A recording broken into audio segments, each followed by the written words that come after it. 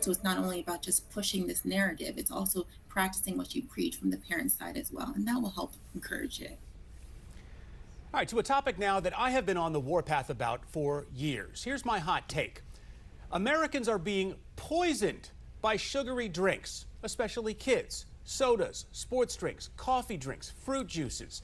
Now, poisoned might seem overly dramatic, but there is plenty of research proving the negative health effects, including this.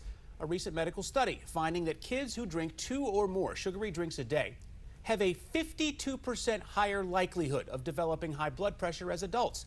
And high blood pressure, of course, can lead to things like heart problems, stroke, and kidney disease. Okay, action items. What can we as parents do?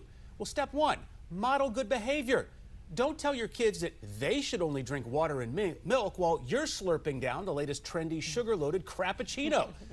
Secondly, tell them why it's important to lay off sugar. And the pediatrician I spoke to walks me through how to lay that out for them.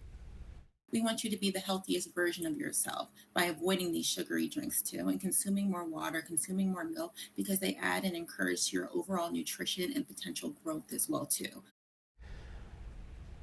Now, the doctor gave me some other great advice as well. Fruit juice, big sugar offender. Look for juices that don't have any added sugar when you're in the store. A lot of them will print it right there on the box, no added sugar.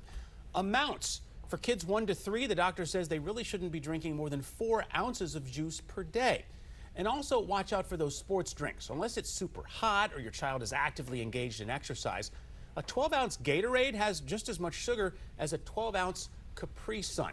So what we should be doing is pushing more water, pushing more milk. And another thing that we hope will take hold, that you want to sort of reframe the narrative with the kids, is like when you think about sodas, when you think about these sugary drinks, think about them as a treat or a dessert rather than a staple. Because if you're viewing them as a staple, that's what's going to set you to that long-term area where it's just not going to be good. One thing that we do a lot in our house, just sort of unconsciously, is we drink a lot of like flavored seltzer water. Oh, nice. 0 calories, no sugar in that. It gives the kids the taste they want, and it gives us what we want, which is, you know, no sugar and having you bouncing off the walls and developing some sort of diabetes later in life, you know? Yes. It's the bouncing off the walls. So we only do orange juice with breakfast, and even then I cut it with water. Yes.